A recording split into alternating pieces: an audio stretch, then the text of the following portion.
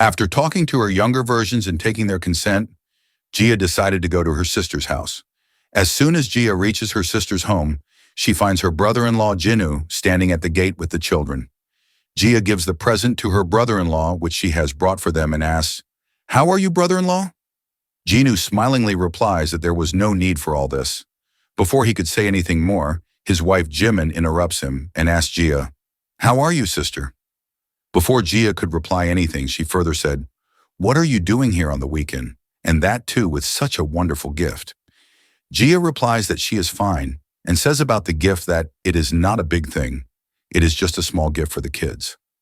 While talking like this, Gia slowly enters their house, and as soon as she reaches her sister, Jimin asks her softly, "What brings you here on the weekend without any prior notice? Didn't mom and dad teach you any manners?" Gia slowly turns her face away and says to herself, "Maybe you are forgetting my younger sister. We have the same parents. I have received the same values as you." On the other hand, children are badly troubling their father. One is punching him in the stomach, other one is pulling his hair. Seeing all this, Jimin tells them not to trouble him so much. Gia, who has been noticing all this, asks her sister, "Hey, I know they're my nephew and niece, but they sure are energetic. I mean, Jinu is so calm. I wonder where he gets it from." Jimin replies that it's because they resemble me. "If you look back to when we were kids, I'm sure your future kids will be even more troublemakers, and just thinking about it sends shivers down my spine."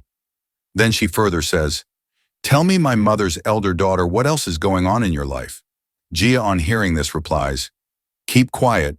You cannot call me by my name." "Why are you teasing me, my mother's little daughter?" Jimin says, "Let's forget it. Whatever the reason is for you coming here, I want to tell you something, dear sister."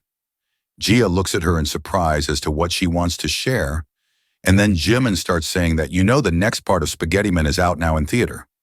Gia understands from hearing this that she wants to give him spoilers about the movie, so she interrupts her in between and says, "Don't worry, I have already seen that movie. I knew this would be the first thing you would say to me as soon as you met me."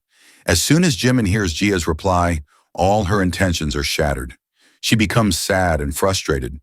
Then she says, "How is this possible? It has just been released today. How could you watch it? You don't even have a job. You have ruined my mood." Hearing this, Gia replies to her, "Hey, I just saw it today. That has nothing to do with being jobless."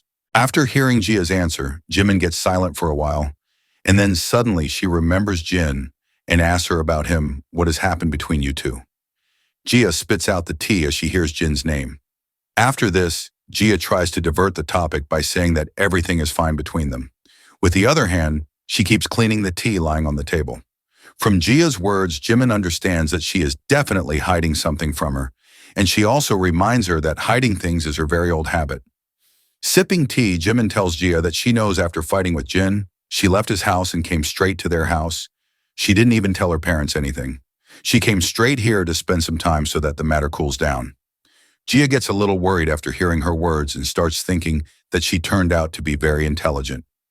Jimin then asks her why she came to their house. Gia makes an innocent face and replies that it is not what you are thinking.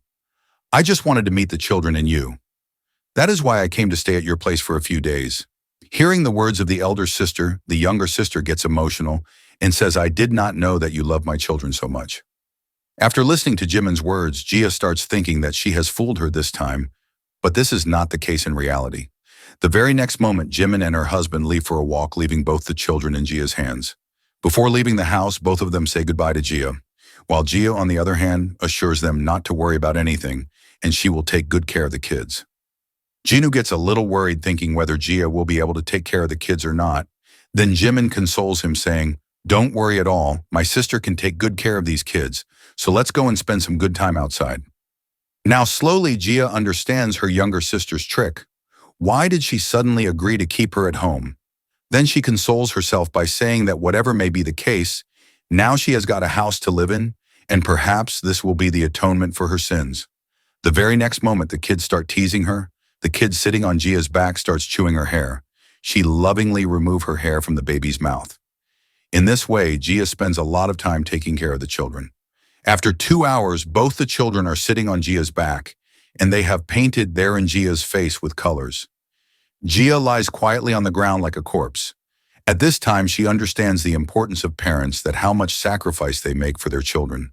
Tired, Gia turns to the children and requests them if they can watch TV now, because Auntie is very tired. But children are children. They do not listen to her and start saying that, "Auntie, please show us how a horse speaks." As Gia had promised her sister that she will take complete care of her children, and following this, she starts walking as a horse. After this, the kids give another order to Gia, that Mummy has told us that horses make a neighing sound. Auntie, you also make the same sound. Before she could make the horse sound, suddenly the doorbell rings and Gia thinks she is saved, else these kids would have driven her crazy. When she starts going to open the door, the children cling to her feet. They hold her feet, stop her from going, and start saying, "Show us the sound of a horse." While trying to free her feet from the children, she says, "Leave Auntie's feet, kids." The delivery person has come to the gate. She has to see what gift he has brought for them. She somehow reaches the gate, wondering which delivery man must have come at this time. She opens the gate and sees Jin standing at the door with a gift in his hand. As quickly as Gia opens the door, she closes it just as quickly when she finds Minchul standing outside the house. Gia, standing behind the door, starts wondering why Jin has come there, and her heart starts beating fast. On the other hand, Jin keeps knocking on the door continuously. Standing near the door, Gia keeps wondering nervously that how did Jin know that she have come here, and has he put a tracker on her?